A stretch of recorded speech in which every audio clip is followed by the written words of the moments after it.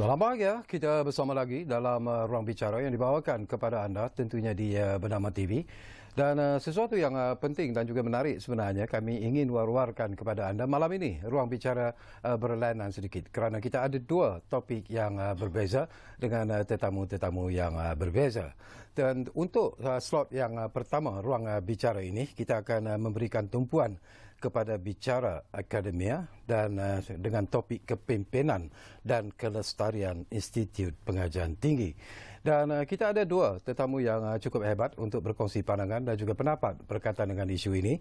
Jadi izinkan saya terlebih dahulu memperkenalkan tetamu-tetamu yang sudah pun bersiap sedia bersama saya di ruang bicara ini. Di sebelah kiri saya ini yang paling dekat dengan saya, kita ingin mengucapkan jutaan terima kasih dan selamat datang kepada yang berbahagia Datuk Dr. Megat Sani Megat Ahmad Supian yang merupakan timbalan Ketua Setiausaha Dasar di Kementerian Pendidikan Tinggi.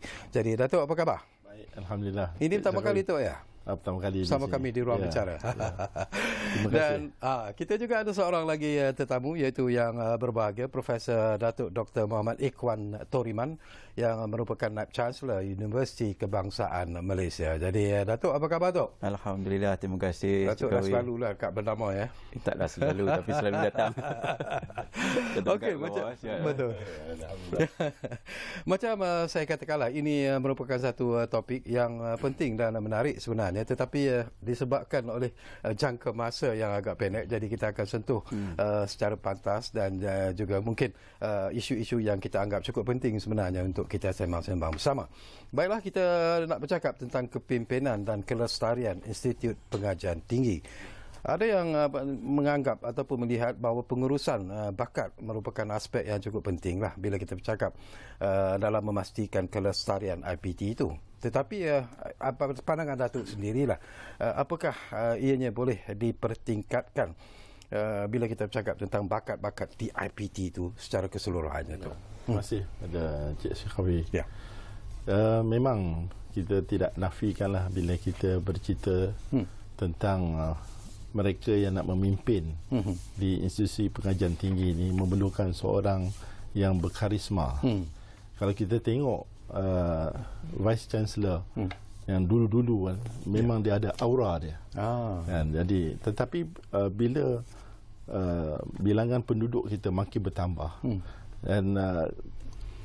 dan ekonomi Malaysia pun berkembang, maka cabaran untuk mentadbir Institusi Pengajian Tinggi ni dah berubah. Bukan macam dulu lagi. Kalau yang dulu mungkin dari segi konteks itu dia mungkin fokus kepada universiti itu sendiri. Tapi bila dalam keadaan persekitaran masa kini dia seorang Vice Chancellor ni bukan sahaja untuk mengurus atau mentadbir universiti, tetapi terpaksa memikirkan pelbagai aspek dari segi pembangunan universiti tersebut, bagaimana nak merancang untuk mendapatkan pendapatan. Jadi dia dah jadi orang kata apa? Cabaran tu. Dia kena lebih versatile. Jadi makanya kalau di Kementerian Pengajian Tinggi dengan wawasan terbaru kita iaitu untuk menjadi masyarakat madani yang diperkenalkan oleh Yang Amat Perdana Menteri, dan juga saya cuba nak kaitkan dengan amanat yang diberikan oleh Yang Berhormat Menteri Pengajian Menteri Pendidikan Tinggi. Jadi kita ada satu agensi kita iaitu Akademi Kepimpinan Pendidikan Tinggi ataupun AKEP. Di situ sebenarnya akan kita menggarap dan memilih siapakah bakal calon untuk menjadi penerus kepada kepimpinan di universiti itu sendiri. Bukan setakat Vice Chancellor tetapi kepada timbalannya dan juga pengarah-pengarah di yang lain. Jadi di situ yang kita akan bangunkan bakat-bakat baru untuk meneruskan kepimpinan. Tetapi dalam situasi sekarang ni yang seperti yang saya sebut tadi, cabaran tadi tu, kita memerlukan satu reformasi pula dalam memberi ilmu tambahan kepada mereka ni yang untuk menjadi seorang pemimpin yang boleh mengurus dalam pelbagai aspek. Jadi dalam amanat yang telah disampaikan oleh Yang Berhormat Menteri Pendidikan Tinggi pada 30 Januari yang lalu telah meminta AKAP ini orang kata apa? Di rejuvenate. Dia kena ada satu diberi nafas baru. Nafas baru, ya. Diberi nafas baru supaya bukan lagi kita ni jago kampung, tetapi kita juga boleh menawarkan services kita ni, perkhidmatan kita ni setanding seperti Lee Kuan Yew School of Public Policy. So tidak lagi hanya kita lihat dari segi konteks dalaman saja, tetapi kita nakkan keterampilan kepimpinan yang ada di universiti itu bersifat global. Okey, berlandaskan daripada apa yang disebut oleh Datuk Dr. Megat Sani. Barangkali ialah selaku Naib Chancellor di UKM sendiri, Datuk Dr. Muhammad Ikhwan, ya. Kita bercakap tentang tadbir urus, kita bercakap tentang governance yang memang merupakan aspek yang cukup penting sebenarnya untuk menentukan kejayaan, kekuatan sesebuah institut pengajian tinggi itu sendiri. Jadi apakah cabaran yang terpaksa dihadapi oleh Datuk sendirilah di UPM, mungkin di UKM sebagai satu contoh yang jelas. Terima kasih Cik Kawi, Datuk Dr. Megat, bos saya ni. Now, dalam menguruskan universiti, terutamanya universiti yang bertaraf penyelidikan, like UKM, Research Universities, salah satu daripada kita punya cabaran ialah bagaimana kita nak melahirkan graduan yang cemerlang. Of course dalam keadaan VUCA sekarang ni, dengan uncertaintiesnya, dari segi dia punya ambiguity-nya, banyak cabaran yang sebenarnya kita hadapi. Tapi dalam konteks universiti, misalnya di UKM, menariknya Cik Kawi dan Datuk Dr. Megat, kita sentiasa meletakkan tadi yang disebut oleh Cik Kawi tadi, bakat untuk mengatasi semua cabaran-cabaran inilah. Bila saya masuk di Universiti Kebangsaan Malaysia 2021, saya letakkan talent, trust tu as a first one, bakat tu, dan dia sangat berkait rapat dengan apa yang dihasilkan oleh Yang Berhormat Menteri Pendidikan Tinggi, di mana dalam 11 agenda itu kecemerlangan akademik dan kecemerlangan institut itu salah satu daripada fokus utama universiti. Dan of course di universiti seperti Universiti Kebangsaan Malaysia, kami sekarang ini mempunyai lebih kurang 2,056 pensyarah, lebih 2,500 out of 10,000 staff kami. Dan banyak cabaran yang kita hadapi, tapi alhamdulillah melalui pendekatan yang kita buat dengan kaedah teras itu, kerana di UKM ini menariknya dari segi pentadbiran dan tata kelola universiti, kita lebih mempunyai pendekatan siapa yang saya panggil sebagai pelan pewarisan lah. Dia bukan pelan pergantian. That means kita mewarisi apa yang telah pun dihasratkan oleh pemimpin terdahulu, terutamanya di dalam konteks Universiti Kebangsaan Malaysia ini, dan kita improve, tambah baik semua dasar dan peraturan dan polisi yang ada di UKM in particular. Dan seperti yang Cik Kawi sebutkan tadi, di UKM kita ada pelbagai kaedah ataupun metod untuk kita memastikan bahawa pentadbiran universiti sentiasa berterusan dan memenuhi aspirasi warga kita dan juga hasrat kementerian. Dan macam bagi melahirkan pemimpin-pemimpin yang berbakat, kita ada beberapa kaedah melalui kompetensi-kompetensi yang telah pun disusun oleh pihak profesional UKM dan juga pihak AKAP sendiri. Dan saya yakin ini antara beberapa pendekatan dan juga bagaimana kita memenuhi cabaran-cabaran itulah pada masa yang akan datang. Kita juga nak dapat pandangan daripada Datuk Dr. Megat, bila pendigitalan di IPT itu diperkenalkan, dan ialah mungkin ini juga membawa satu perubahan yang cukup bermakna dan cukup besar sebenarnya kepada pusat-pusat pengajian tinggi. Tetapi mungkin selain daripada ketersediaan infrastruktur digital itu sendiri, apakah aspek lain yang sebenarnya perlu diperkemaskan? Dari segi pendigitalan ni, dia merupakan satu kaedah untuk kita memberi perkhidmatan kita ni di luar daripada kelaziman. Sebabnya kalau macam apa yang telah berlaku waktu pandemik hari itu, selama 2 tahun, kita mendapati yang kita tidak dapat memberi perkhidmatan, iaitu mengajar dalam keadaan yang fizikal. Makanya alternatifnya adalah pendigitalan. Jadi dalam keadaan sekarang ni, bila berlaku pandemik yang sebegitu, dia telah menyedarkan kita sebenarnya kita memerlukan pendigitalan ni dalam dunia yang serba moden ni. Tidak dapat tidak, memang kita kena. Tapi dalam keadaan sekarang ni, sebab untuk kita melabur dalam infrastruktur untuk pendigitalan ni, kosnya begitu besar. Kita dapat estimation kalau kita nak betul-betul pada tahap yang memuaskan, ia dalam belanja untuk 20 universiti awam ni sebanyak 1 bilion. 1 bilion dalam keadaan sekarang ni. Jadi tetapi kita akan cuba berusaha untuk mendapatkan peruntukan tu daripada pihak kerajaan sendiri dan juga mungkin daripada pelabur luar juga. Sebab kita, kalau kita nak menjadi hub pendidikan tinggi di rantau ini, kita mesti lebih kompetitif. Kalau tidak, nanti kita akan kalah kepada Indonesia, kepada Thailand. Jadi itu sebabnya kita perlu merangka strategi macam mana kita nak memberi satu perkhidmatan yang terbaik, bukan sahaja untuk pelajar-pelajar kita di dalam Malaysia ni sendiri, tetapi juga yang kita cuba war-warkan untuk menawarkan satu pusat pembelajaran pengajian tinggi di Malaysia ni yang bertaraf dunia.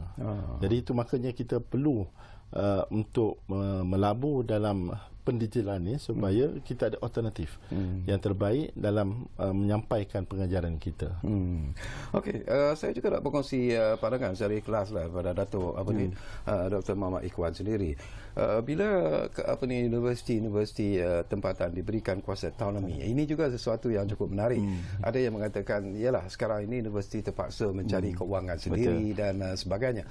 Apakah itu merupakan antara cabaran-cabaran yang begitu getir sebenarnya, kerana ada rungutan-rungutan yang kita dengar daripada pihak universiti dan sebagainya. Datuk. Kalau saya boleh menyingkap kembali bagaimana autonomi ini berlaku.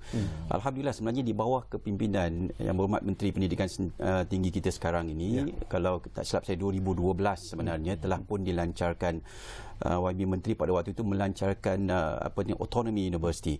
Dan 2012 tu saya masih ingat lagi, 14 universiti telah pun diberikan taraf autonomi dan 6 universiti kemudiannya. Tetapi saya lihat begini, sebenarnya autonomi yang diberikan ini adalah sebahagian daripada kuasa eksekutif universiti untuk melaksanakan berbagai polisi. Namun begitu, autonomi ini adalah bukan sesuatu yang mutlak. Ada beberapa perkara yang melibatkan keuangan, tata kelola pentadbiran, governance, itu perlu dirujuk kepada kementerian dan juga pihak JBT. Dan ini telah pun masa zaman pada waktu 2012 YB Menteri pada waktu itu dalam pelancaran plan strategik pendidikan tinggi negara PSPTN pada itu jelas menunjukkan bahawa autonomi yang diberikan pada universiti adalah bukan autonomi yang bersifat mutlak. Tapi macam di UKM misalnya, kita telah pun ada governance yang teratur bagaimana autonomi ini dilaksanakan, terutamanya bagaimana peranan LPU, Lembaga Pengarah Universiti, dalam memberikan kelulusan-kelulusan yang bersifat prinsip, terutamanya yang melibatkan keuangan.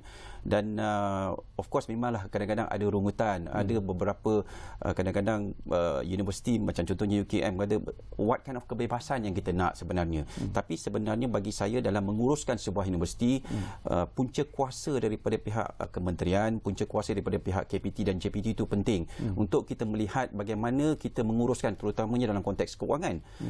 Saya bagi contoh, misalnya kalau kita nak melaksanakan projek-projek yang melibatkan inisiatif pihak swasta misalnya, kita bukan saja perlu merujuk pada pihak kementerian tapi juga merujuk pada pihak UKAS, pihak MOF dan sebagainya.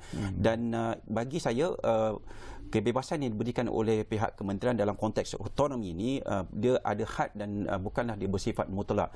Dan ini saya rasa bagus kepada universiti, kerana kita tak boleh kata kita memerlukan autonomi sepenuhnya.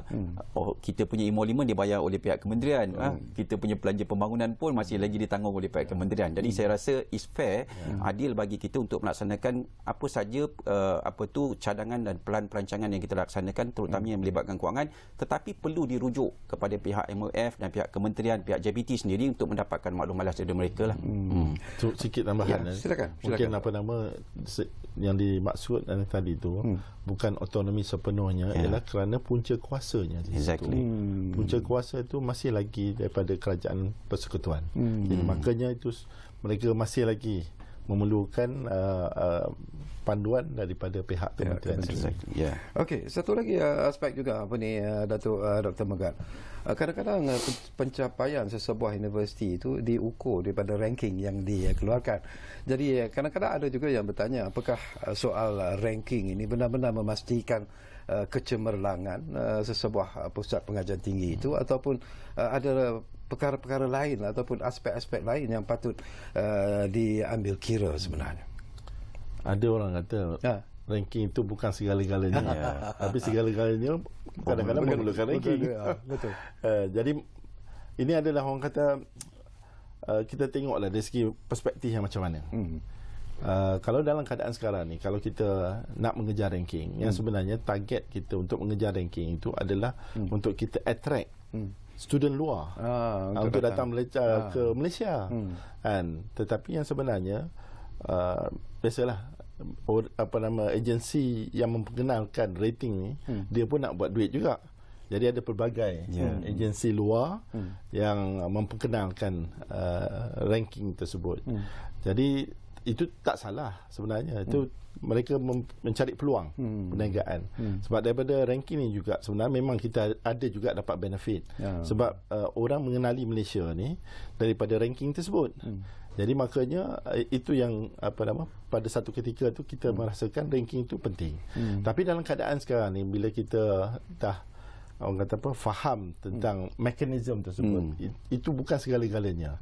Yang pentingnya sekarang ni apa yang universiti boleh deliver kepada rakyat, dan apa perkhidmatan yang kajian-kajian yang dibuat di universiti itu dapat dimanfaatkan oleh rakyat itu sendiri.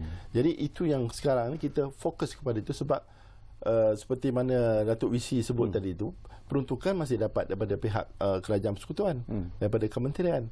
Duit itu adalah duit daripada taxpayer, daripada pembayar cukai. Jadi mereka kena deliver apa yang mereka telah buat selama ni yang boleh dimanfaatkan. Jadi ini salah satu aspirasi daripada Yang Berhormat Menteri Pendidikan Tinggi sekarang ni, untuk memastikan apa sahaja yang dibuat di universiti itu bukan lagi untuk mereka simpan, tetapi mesti ditransferkan knowledge itu kepada rakyat. Itu.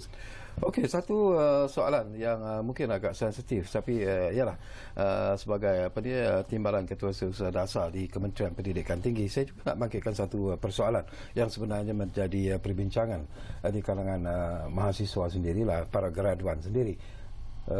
Soal isu pengangguran di kalangan graduan-graduan kita. Ini merupakan isu yang ialah perlu diberi perhatian yang serius oleh semua pihak, terutamanya oleh pihak Kementerian Pendidikan Tinggi sendiri. Jadi apakah masanya sudah sampai mungkin pusat-pusat pengajian tinggi juga harus melihat semula perkara-perkara dari segi pendidikan, mata pelajaran yang ditawarkan dan kepakaran yang ditawarkan itu, supaya ianya bersesuaian dengan kehendak pasaran semasa. Ya. Kalau kita melihat dari segi aspek pelajar atau graduan kita tu dalam keadaan sekarang ni, kita banyak orang memperkatakan tentang apa nama dia panggil tu bukan talent apa Kebolehpasaran pengangguran. Allah Akbar. Ini apa, outflow of determined talent ni. Dia panggil apa, pengeluaran ni brain drain. Brain drain. Jadi maksudnya graduan kita ni sebenarnya satu dunia nakkan pelajar yang graduat daripada Malaysia ni, yang sebenarnya tak ada dikatakan yang menganggur. Sebabnya talent yang telah kita bangunkan daripada IPT kita adalah yang bermutu. Jadi nak kata dia menganggur tu sebenarnya itu adalah pilihan sebenarnya. Tidak mengatakan yang mereka tu menganggur atas sebab mereka tu tidak layak untuk datang. Cumanya ada perkataan yang sentiasa dibangkitkan tentang mismatch. Itu ya, betul, mismatch. Tetapi mismatch ni sebenarnya memang kita dalam proses untuk memperbaiki bagaimana kita nak memastikan apa kehendak daripada industri itu kita boleh selaraskan. Macam sekarang ni kita memang dah berbincang dengan pihak industri, dan pihak industri juga nak membantu kerajaan untuk bersama-sama untuk membangunkan silibus. Jadi makanya selepas daripada ini kita akan pastikan apa yang nak ditawarkan tu selari dengan apa di industri. Keduanya, kita juga mendapat tawaran daripada pihak industri untuk dibuat attachment tu lebih daripada 6 bulan. Dan mungkin setahun, mungkin lebih daripada turun. Jadi maksudnya kita kurang di kuliah tapi lebih lama attachmentnya di industri. Itu pun kita ke arah itu juga. Jadi untuk memastikan kita tidak ketandusan mereka yang kita boleh tawarkan untuk bekerja di pasaran tu, ini adalah antara salah satu strategi lah yang kita akan bawa untuk memastikan kehendak industri itu dapat dipenuhi dan bukan hanya bergantung kepada pekerja-pekerja asing. Okey, kehendak industri itu perlu dipenuhi. Kita hampir-hampir di penghujung sebenarnya, Datuk ya. Mungkin bagi pihak Datuk sendirilah selaku Naib Chancellor di Universiti Kebangsaan Malaysia, apakah Datuk juga sebenarnya dalam proses untuk mengubah mengubah pendekatan yang dilakukan oleh pihak UKM sendiri dalam usaha untuk menyesuaikan dengan apa yang disebut oleh Datuk tadilah, Datuk Megat tadi, iaitu menyesuaikan pendidikan ini di IPT di UKM itu khususnya bersesuaian dengan kehendak industri. Kita salah satu daripada fokus kita lah GE lah, Graduate Employability.